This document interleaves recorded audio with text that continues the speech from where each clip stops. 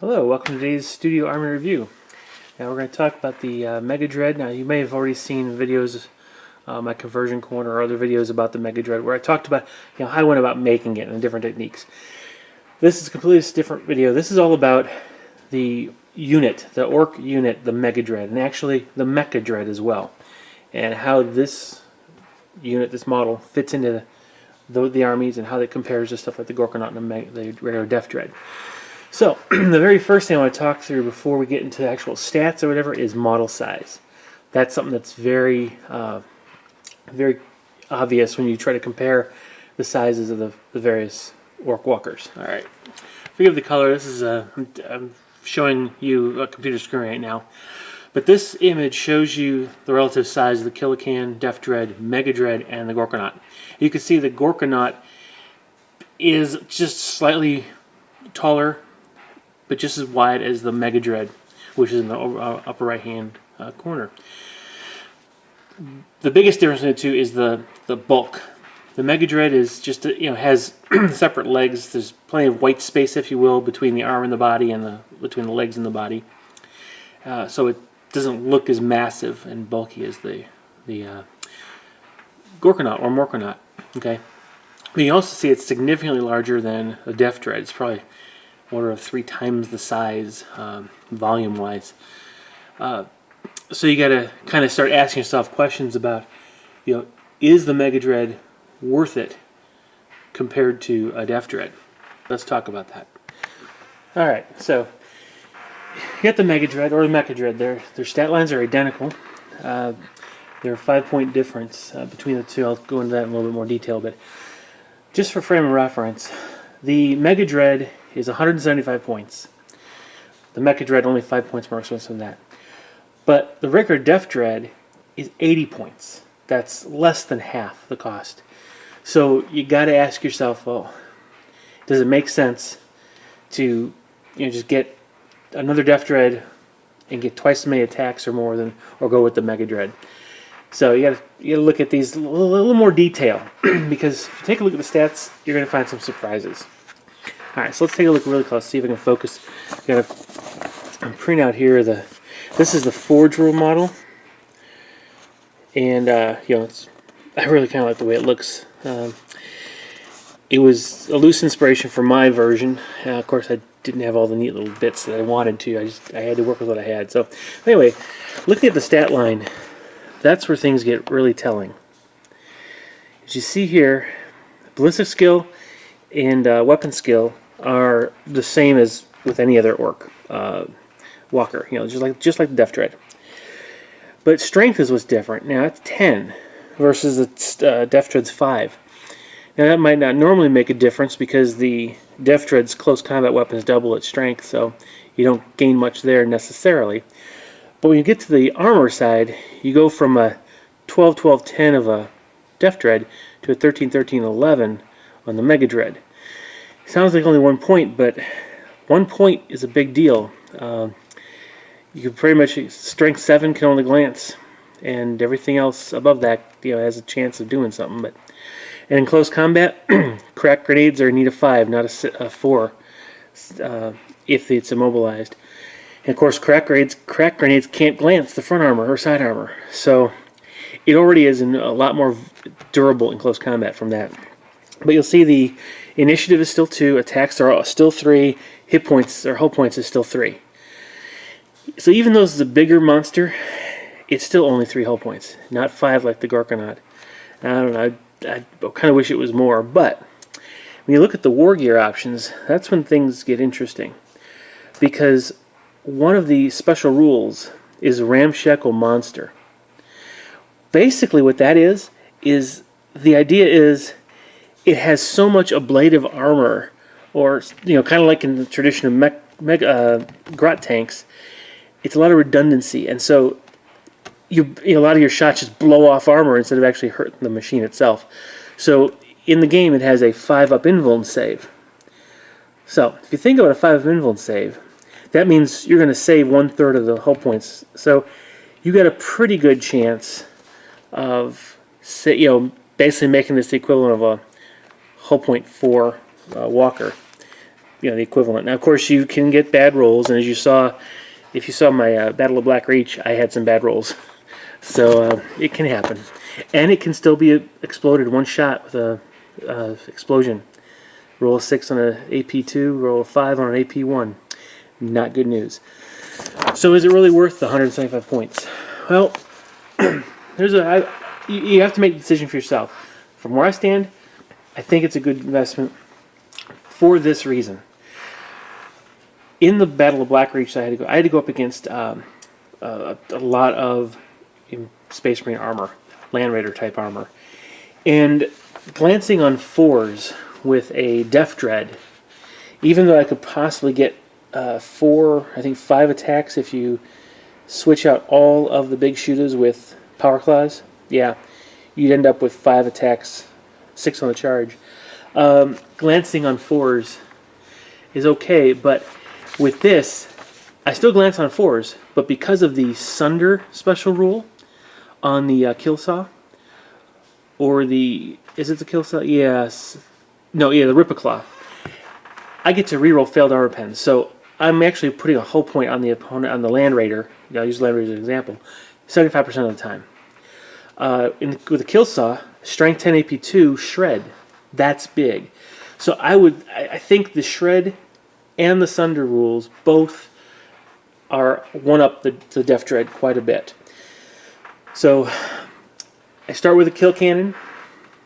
I can get 1 extra attack if I swap the kill cannon off for one of the other close combat weapons.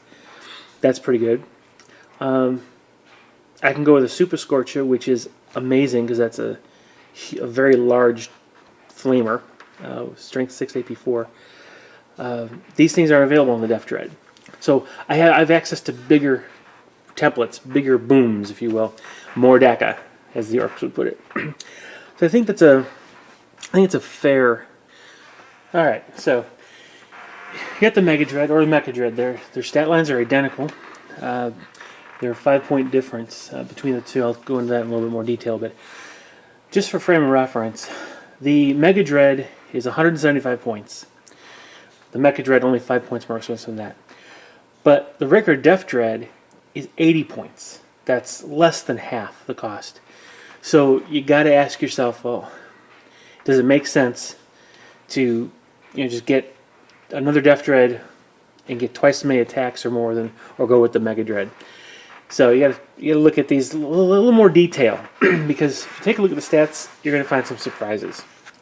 All right, so let's take a look really close. See if I can focus. I'm printing out here this is the Forge Rule model, and I really kind of like the way it looks. It was a loose inspiration for my version. Of course, I didn't have all the neat little bits that I wanted to. I had to work with what I had. So anyway, looking at the stat line, that's where things get really telling. As you see here, ballistic skill and weapon skill are the same as with any other orc walker. Just like the Deff-dred. But strength is what's different. Now it's 10 versus the Deff-dred's 5.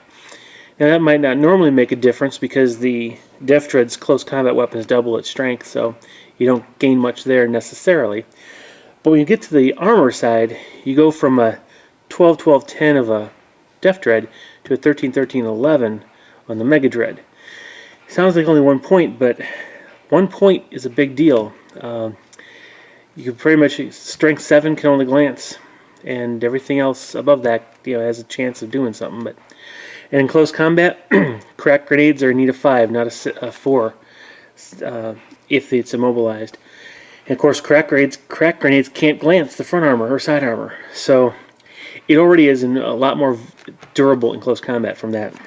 But you'll see the initiative is still 2, attacks are still 3, hit points or hull points is still 3. So even though this is a bigger monster, it's still only 3 hull points, not 5 like the Gorkanaut. I don't know. I kind of wish it was more, but when you look at the war gear options, that's when things get interesting, because one of the special rules is Ramshackle Monster. Basically what that is the idea is it has so much ablative armor, or kind of like in the tradition of Grot tanks, it's a lot of redundancy, and so a lot of your shots just blow off armor instead of actually hurting the machine itself. So in the game, it has a 5-up invuln save. So if you think about a 5-up invuln save, that means you're going to save 1/3 of the hull points. So you got a pretty good chance of, basically making this the equivalent of a hull point 4 walker. The equivalent. Now, of course, you can get bad rolls, and as you saw, if you saw my Battle of Black Reach, I had some bad rolls. So it can happen.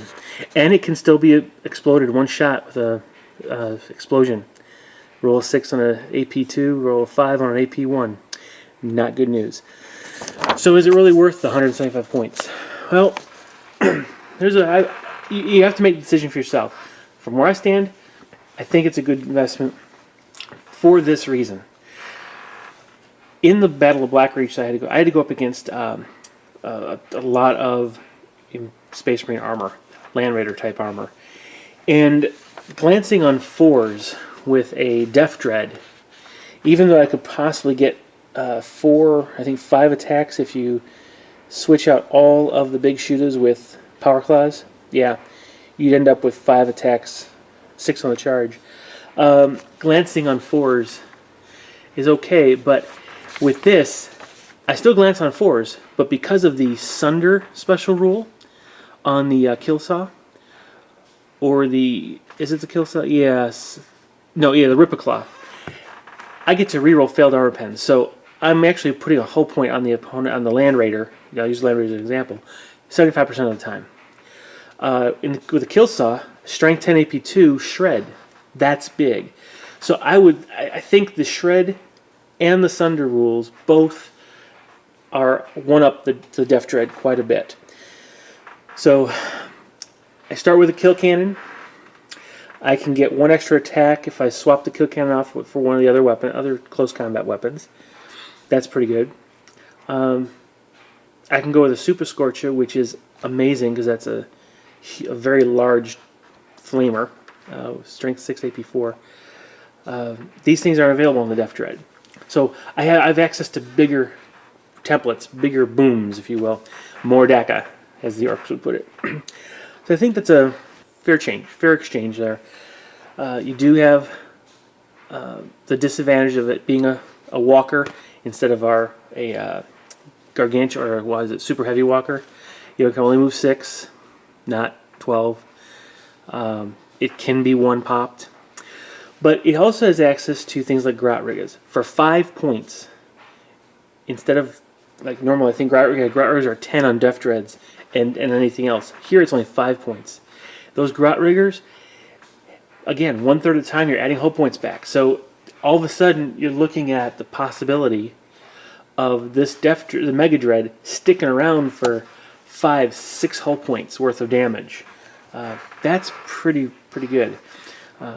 And it is cheaper than a Gorkanaut or a Morkanaut by, I forget how many points that is.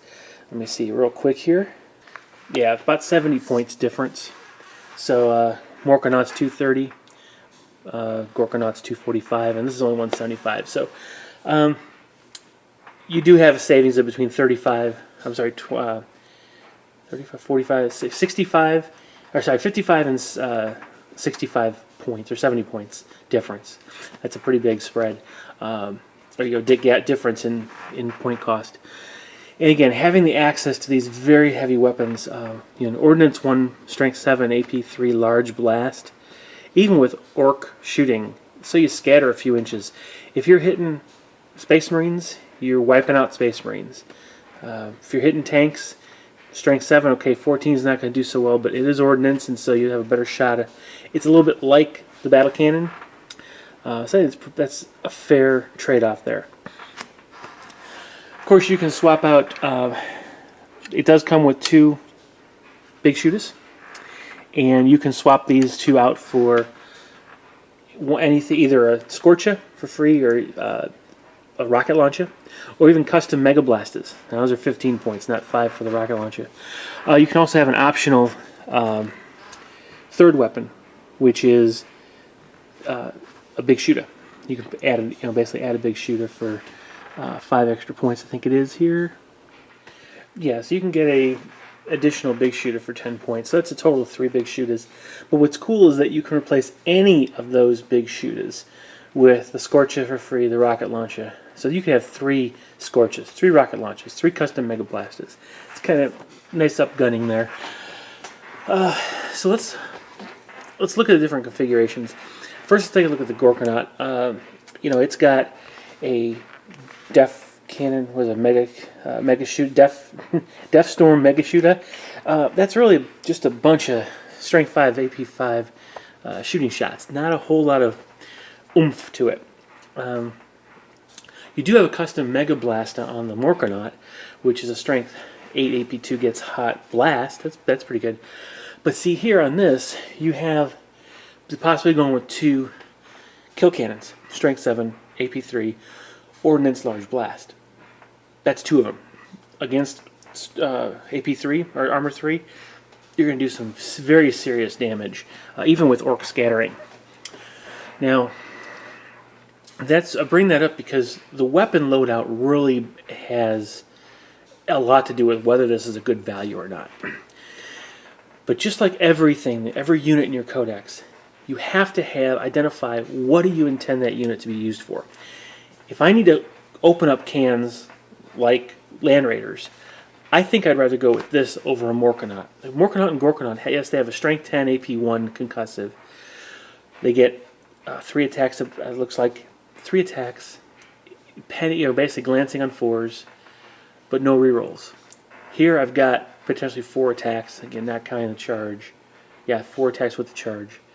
Without the charge, 5. Again, glancing on 4s, rerolling. You're going to do fairly reliably 3 hull points on a Land Raider 4.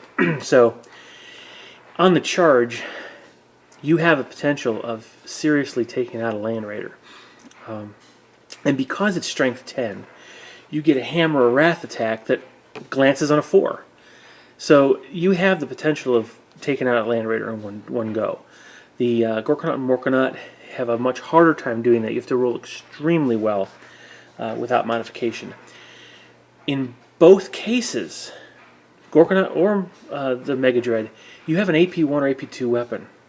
That means you can pop a Land Raider with the right roll. So 6s to glance, glancing on a 5 or 6, penning on a 5 or 6, rerolling with the Mega-Dread, you can actually explode the Land Raider on 6s on penetration rolls. So that's pretty good. The Gorkanaut or Morkanaut, you're not going to hit as often, but you'll be able to pop it on a 5 or a 6. So again, you weigh your options. How good are you at dice rolling? It's basically what it boils down to. So I prefer to run this with the Kill Saw and the Rip-a-Saw and the Rip-a-Claw. That combination, because what it allows you to do is it's a close combat beast, and it can work against Terminators or any even monster creatures or tanks, because when you have multiple weapon profiles, I've got 2 close combat weapons, so I get +1 attack. But then I get to choose which profile I use for those 3 attacks, or 4 attacks, sorry. 5 on the charge. So if I'm going against a tank, I'll use the Rip-a-Claw. If I'm going up against a monstrous creature, I'll use the Rip-a-Saw. That's our Kill Saw. That way I can maximize what this can be used for. Now, if you really like the look of one or the other, you can do that. But I like splitting it up, using one model that has multiple uses. Let's just say I'm going to go up against an opponent who has monster creature and vehicles. Okay, I want to be able to do equal damage to both. Yeah, if it's a Space Marine army, no monstrous creatures, I can just stick with the Rip-a-Claw. If it's a Tyranid army, I'll just stick with the Kill Saws. But I want the variety available to me. So that's the close combat one. Now that is significantly better than a Deff-dred. They can't hurt anything on hurt a vehicle. I guess I'm thinking heavier vehicles with a Hammer Wrath. It's going to have a tough time popping it because you're not going to pen it as often because it doesn't have the Sunder rule, which is the reroll. Now, if we switch it up and I don't have the piece, I haven't built the kill cannon yet, but if I were to put a kill cannon on for one of these, in place of one of these arms, I've got an all-arounder. Again, going up against monstrous creatures, I'll replace the Rip-a-Claw with the cannon. Going up against vehicles and space marines, I'll replace the Rip-a-Saw with the the Kill Saw with the kill cannon. That gives me a unit that I can use the whole game around. If you think about it, it's ordnance weapon. Snap shooting for orcs, it just means they hit half the time they normally would. Not a big deal, right? So again, that's why I put down 3 shots each. 3 big shooters. That's 9 shots going out. I think it's an okay mix. Again, you're not specializing at all, so it's an all-arounder. I'm thinking you might get a little bit more mileage out of the Gorkanaut or the morkanaut. I think the Gorkanaut a little better. I'm not entirely certain yet. But again, it depends on what you're facing. You may have to just do the math yourself and look at what are the odds of it getting one pop. The Gorkanaut can blow up with 1 las cannon shot, just like this Mega-Dread. So it's 245 points versus 175 points. What do you want to do? Your choice. Now, if I put swap out both arms for kill cannons, that puts us in a completely different league. Now I can keep the beast back a little bit further. Now, unfortunately, the kill cannons are only 24-inch range, so we're not talking about long-range ordnance here. But we are put in a position where we can use that to heavily saturate the opponent's infantry lines. Drop pods, glancing on 5s. Ordnance, so you reroll, that's half the time you're going to glance. Open top, it's +2 to blow it up. There's a lot of potential for killing drop pods and the Marines that came out of them. It's AP3, so any Marine's going to have to fail. It has to have a cover save as best he can do. Terminators, not so much.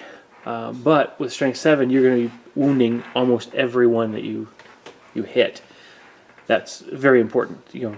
Force them to make saves. They will eventually fail them. But you don't want to keep this thing going to close combat. You can, because it still gets its 3 attacks, still at Strength 10, but it loses its AP2. Unless I'm made a mistake in the rules somewhere, but you guys can correct me if I'm wrong. But the weapon, he just has his base strength of Strength 10 and 3 attacks. So yeah, he can do some stuff, can hurt things, but he's not going to do as good a job as in the close combat as if you had given him the close combat weapons. So again, hang him back about 24 inches, screen him with mobs or other things that get in the way, and allow your guy to just put pipe plates down. And give him Grout Riggers for 5 points. Let him get another whole point back. Think in terms, when you're dealing with Grout Riggers and other, like invuln saves that give you an additional hull points back. You take the cost of the unit, divide it by the number of hull points it has, and that's the value of an invuln save. That's the value of like Grout Riggers in this case, because I can keep the unit around that much longer. So 175 points. It's worth a good, 40, we'll call it 50, 60 points. So for paying 5 points for Grout Riggers, I get basically 60 points worth of effect. It's like having another hull point on this thing. Same with the invuln save, which comes stock. No upgrade there. So Mega-Dread, I think it's a very solid choice. As long as you don't expect it to do things that it's not designed to. Despite its size, it only has 3 hull points. Despite its size, it's not a super heavy walker. It is very, very similar in size to the Gorkanaut. Matter of fact, I made mine a little bit bigger. The Gorkanaut pretty much stops at the shoulder height here. The head's a little bit taller. But as far as the bulk, it's about on par with the Mega-Dread. Now, the other option you can do, though, I printed off this particular image of a Meka-Dread, which honestly doesn't look much different. And it's kind of hard in a Goff scheme to see all the details. But the fact is, this same model can stand in for the Meka-Dread, which is essentially a mech version of the Mega-Dread. And it has exactly the same stat line, but comes stock with 2 kill saws, or I guess it's actually 2 Ripper Claws. It is 2. It's your combination. So 2 Ripper Claws or kill saws, your choice. And it comes stock with grot riggers. No cannons. Okay. Now that's important because it's not a long range thing. So this, as you see it, matter of fact, if I take the big shooters off completely, you are looking at what could stand as a Meka-Dread. Meka-Dreads are an HQ. It's custom Meka-Dread. It's an HQ for the Ork Dread Mob Army list. I don't run a Dread Mob very much, but I do get to use some of the units out of there. This custom Meka-Dread is actually specific to the Ork Dread Mob Army, so I don't have a chance to usually use the Meka-Dread. But as you look through the equipment, stat line identical to the Mega-Dread, but what you can do is you can upgrade both with a Mega Charger. That's both versions for 15 points, and what that basically gives you the ability once per game to essentially give it fleet. You roll a d6 on a 1, it's immobilized. Anything else, you get fleet, and so which is very important when you're trying to make charges. Now you can do, for this one, it does have a couple ranged options. Nothing major though. It has a big Zappa, Shunta. Now Shunta is actually a 24-inch strength 8 AP4 blast. It's heavy one. It's 3-inch blast. It also has a Sunder rule, so it's basically allows you to re-roll failed armor penetration rolls. So the Shunta's potential, kind of like the kill cannon, a little bit better, but it's not as good against Marines because it is only AP4. Still, it is cheaper by 5 points, being that the Mega-Dread kill cannon costs you 30 points. Sorry, 35 points. But the Meka-Dread's Shunta costs 25 points, so that's 10-point savings. Now you can install a custom force field on here. So in this particular model, the Mega-Dread and the Meka-Dread both have a 5-up invuln due to the Ramshackle monster rule. But you can get a custom force field on this, which is another 5-up invuln. But remember, a custom force field extends that 5-up save out 6 inches. Now the way this Dread Mob download reads, it calls the custom force field a 5-up cover save against shooting attacks. So obviously ignores cover, wouldn't deal with that. But in the codex, the custom force field is a 5-up invuln, but in this download, it's listed as a +5 cover save. I think it's supposed to be a +5 invuln. So you're for an extra 75 points, the full cost of a custom force field, you basically get your 5-inch bubble against shooting attacks, which you don't get, so you can't protect units around this with the regular Mega-Dread. Not certain if that's really a benefit or not. I think it's kind of pricey considering you already have a 5-up invuln, and I don't plan on keeping a lot of units within 6 inches of this thing. But that's just me. Again, it's all about your playstyle. What the value you see in the unit for the job you're going to give it. I'm not really impressed by the Meka-Dread's shooting weapons because it has, the big Zappa. That's a random strength weapon. It's not always that useful.